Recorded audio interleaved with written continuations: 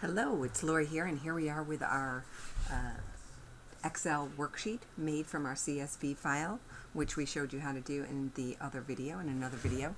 So here we're going to do a simple linear regression where we're going to predict quality, which is our Y variable, or the one we want to predict, based on a single variable, and in this case we're going to choose alcohol, and that will be our independent variable. Doing a regression in Excel is super easy. First of all, you need to go to the Data tab and use your Data Analysis Toolkit. If you don't have your Data Analysis tools installed, please see the video on how to do that. So we'll pick that. We want to do a regression. We hit OK, and it pops up whatever you did last. And in this particular case, I was just doing this, so it will, but this is how you will actually find it when it first pops up.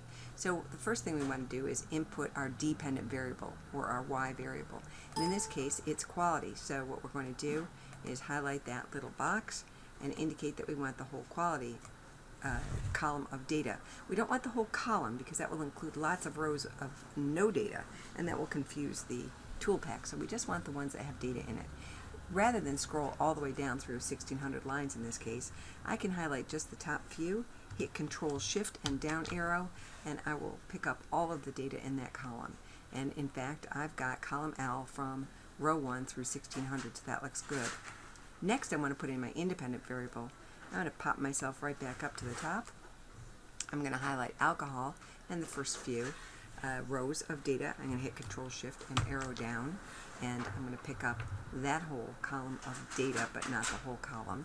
And that looks good too. I've got K1, which is the column I want, rows 1 through 1,600. That looks good. Now I do have labels on my data, so I'm going to go ahead and click that. And I want to do a confidence level of 95%. That's pretty typical, and I think it's safe to use that. You can put your output right on the same page, but I like to use a whole new worksheet, and so I click on that button, and that is the default. And also I'm going to go ahead and print the residuals on the new worksheet so that I can take a look at them for some more information. So I'll go ahead, click that, double check everything I clicked, and hit OK. Here is my regression output. I'm going to go ahead and highlight the rows in which there are, the columns in which there are data, and I'm going to double click so they all become wide enough so that I can see each of the labels on the data. And that is all we needed to do a simple regression. One thing I'd like to note is I like to label my tabs, and so here I'm going to put simple regression and the word alcohol, so it's easy for me to find what it was that I did. Good luck!